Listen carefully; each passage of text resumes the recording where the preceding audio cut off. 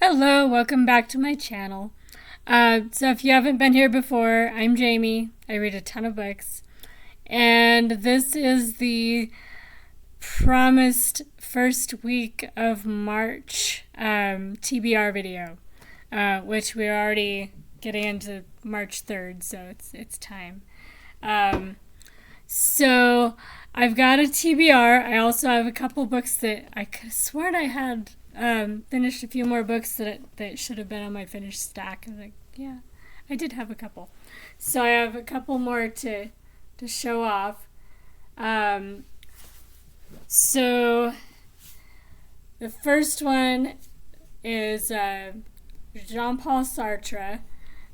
This is Saint-Genet, or Saint Genet, or something like that. It's in French, so Saint-Genet. I don't know what people would say in English, because either you're a nerd and you're pronouncing it in French, or I'm not sure. Anyway, Saint-Genet. Very, very tedious. Oh my gosh. It's a biography, but it's a philosophy biography. So it's not just a straight story of Mr. Genet. It's philosophy on every page and tediousness. Yeah. I'm not really a Sartre fan, but it could be worse. He's readable. And it's a narrative, it's following a dude's life. So that's nice, because some of the Sartre I've read doesn't have as much of a narrative, and then it's really tedious. Anyway, this one was useful for a particular prompt in February, and I've been meaning to get to some of these books anyway, so I did. It was very long, very boring, but it is done. Yay. It's one that actually is coverless at this point, so it's not a very attractive book or anything. It's just, yeah.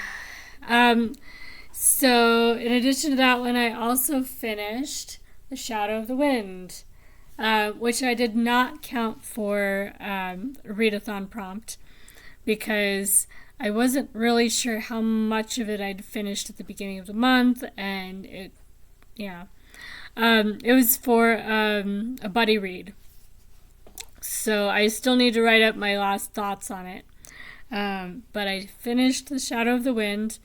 I will probably read the sequel, but I was expecting to like this book more than I did.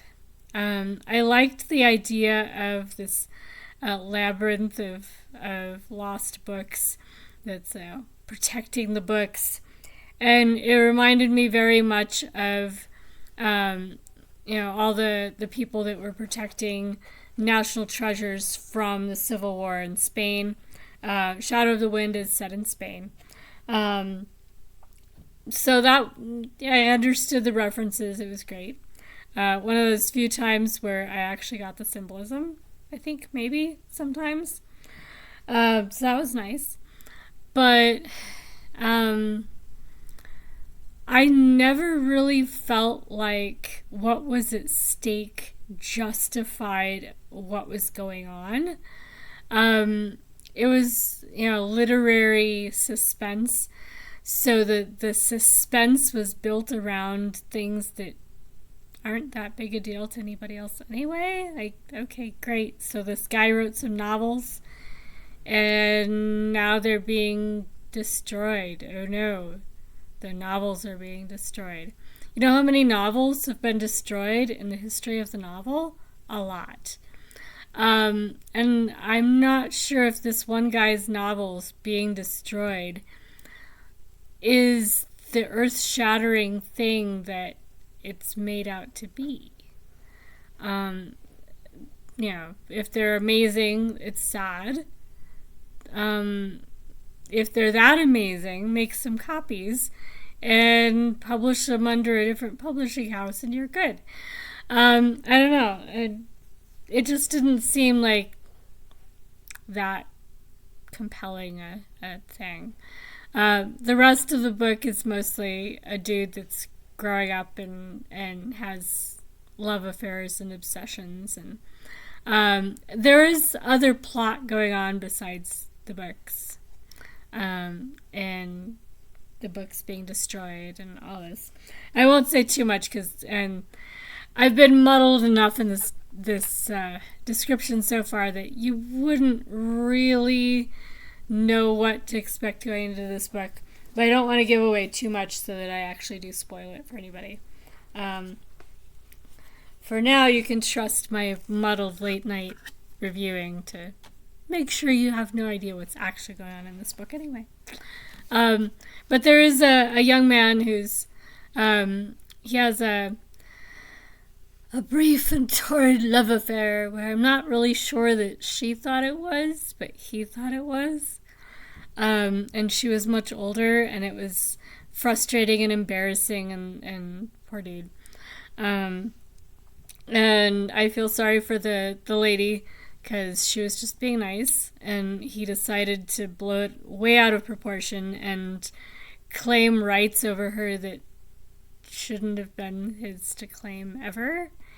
And that was just totally inappropriate. Yeah.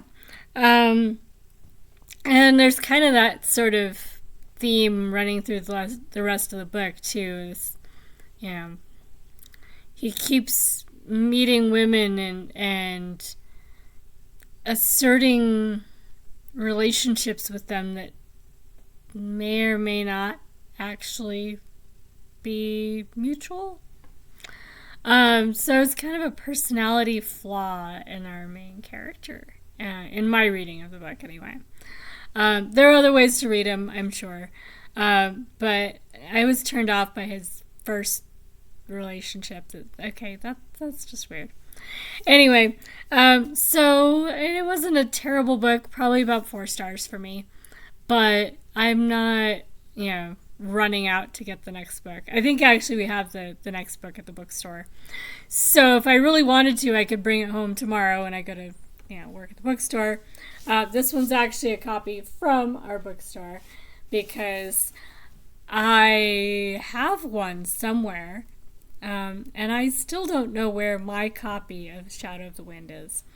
And I think all of my siblings have their own copies. It's one of those books that everybody owns one, even if not everybody's read it. So, anyway, eventually I'll find my copy and decide what to do with it. But in the meantime, this one goes back to the bookstore when I go back tomorrow, which is why I'm making this video tonight, so that I can take this book back. Because I was just borrowing it, and the boss said I could, but I do need to give it back. So the books that I'm reading for the first week of March, I'll just go from the top of the stack since that makes it easier. So the top of the stack is Red Scare, a study in national hysteria from 1919 to 1920. So this one seems rather timely. And I don't know what exactly it's about because the dates make it not McCarthy era. So whatever it's not about that Red Scare.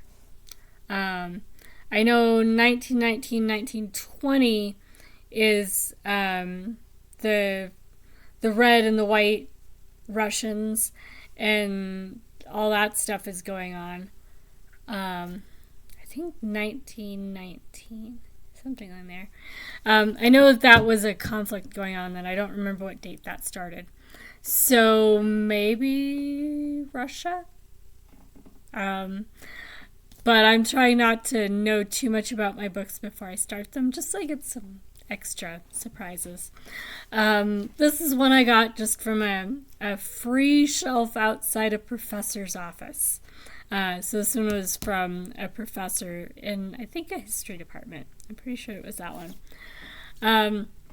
So The other book that kind of goes with this one, Red Scare and this one, are the books that were chosen by the random number from my whole nonfiction reading project for this year. Which, if I remember to do so, I'll try and put a link eventually to that video in the description about my reading project. Reading 2 nonfiction per month, or at least trying to, that are chosen by a random number that's selected for the Reading 1001 TBR game. So the other one for that game, for my project, is this one.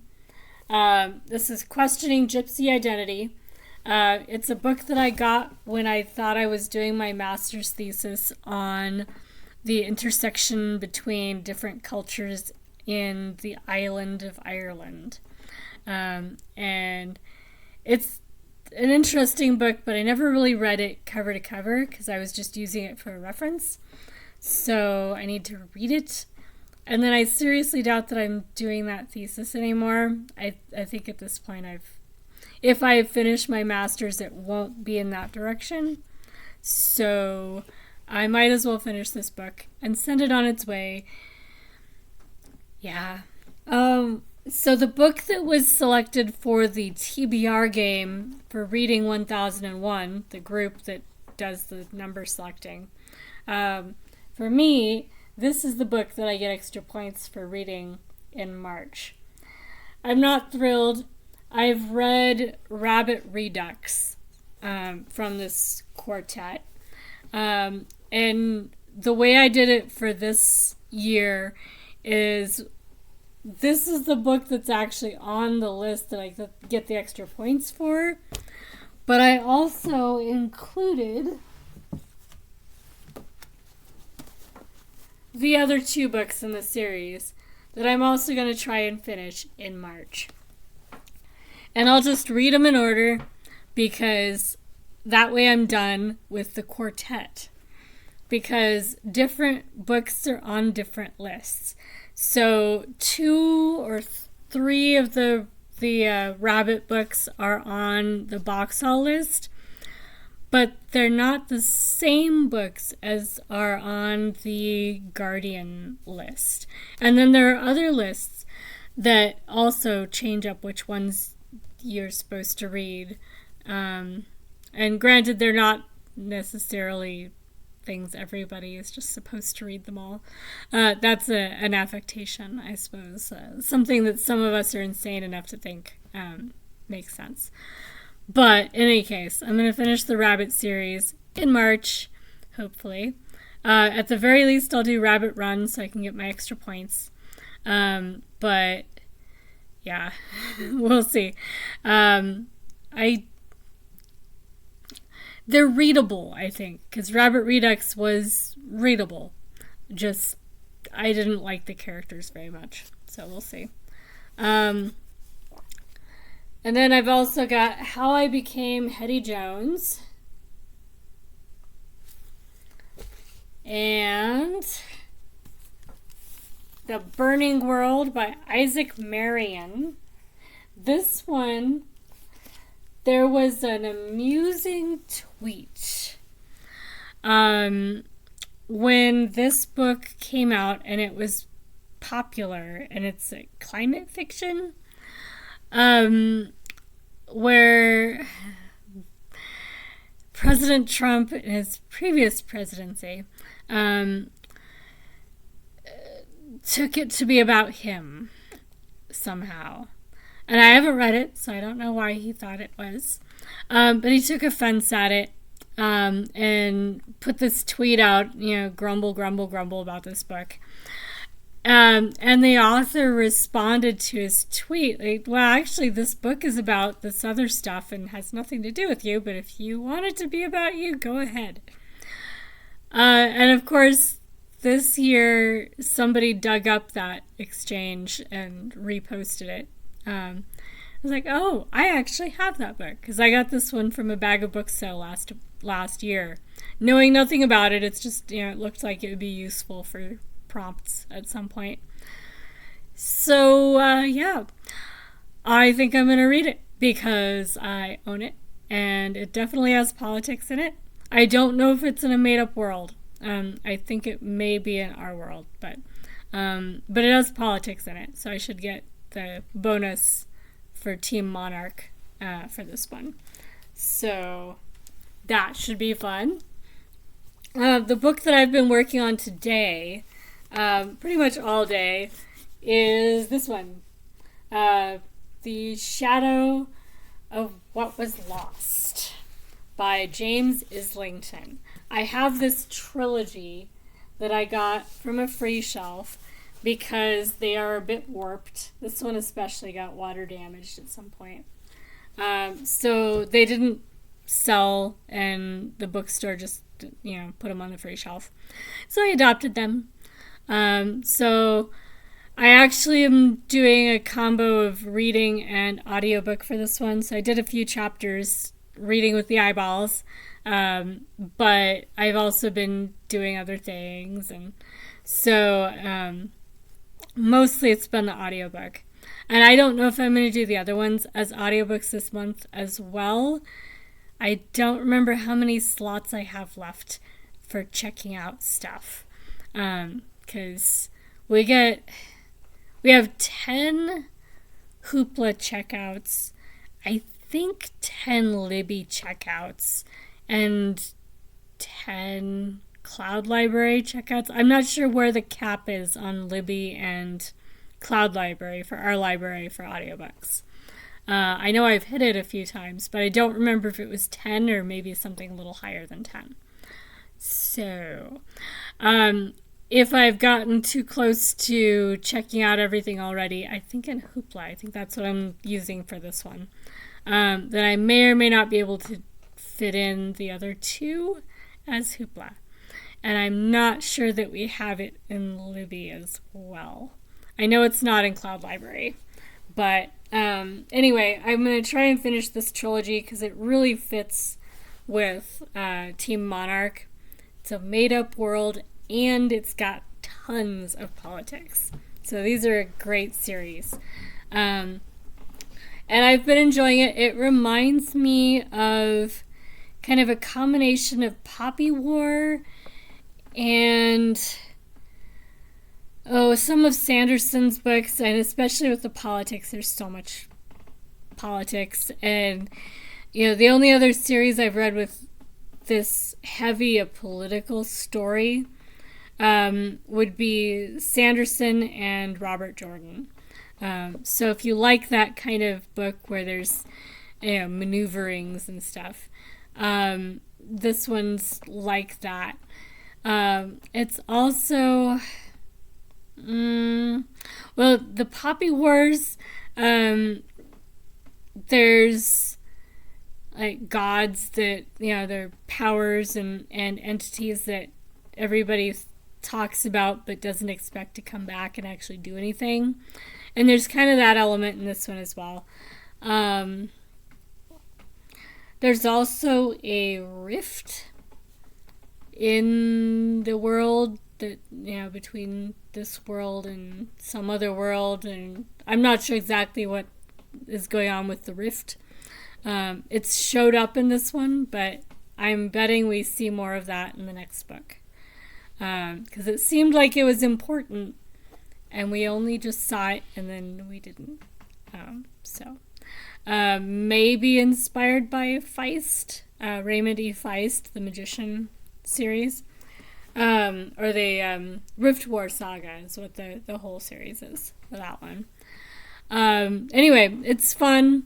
I've never read Islington before, but I'm sure I've heard someone talk about him. I wasn't sure, and maybe I'll watch some of Sanderson's lectures again at some point. It may be that he's one of the authors that Sanderson was talking about as a successful author that can write fat books, because they are fat.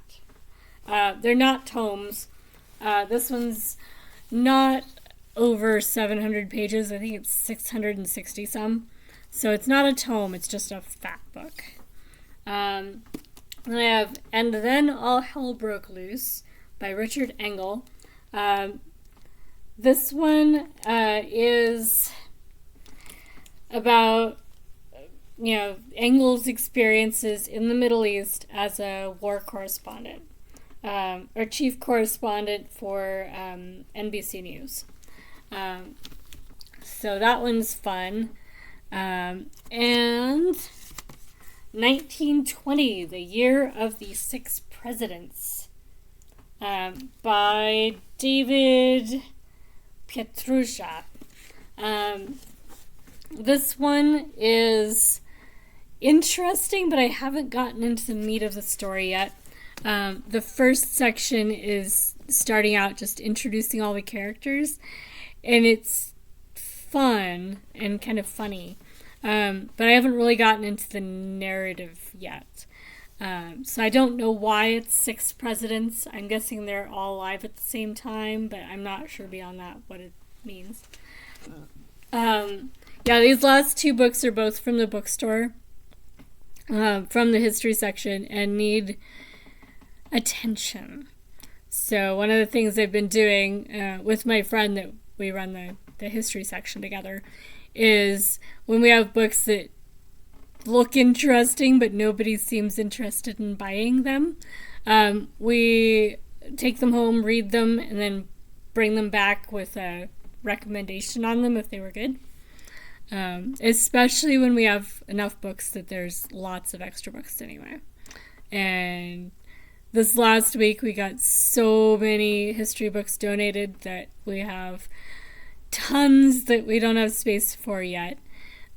So it was a good time to pick a few more books to read for the month. So I got a bunch of other history books with politics in them as well. One that I have that may kind of get started this week. We'll see how much time I actually have, but I love the cover on it.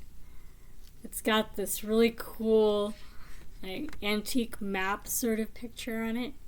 It's called Russia's First Civil War by Chester S.L. Dunning. So I don't know if it's any good. Sometimes they have pretty covers and they turn out to be really deadly dull. And it is a dense book, so it could go that way. But the cover is so pretty. And I'm reading other books about civil wars. Let's see if I have my Civil War book here. I don't think I do have it over here right now. I have one book that I brought from the bookstore that's a history of civil wars.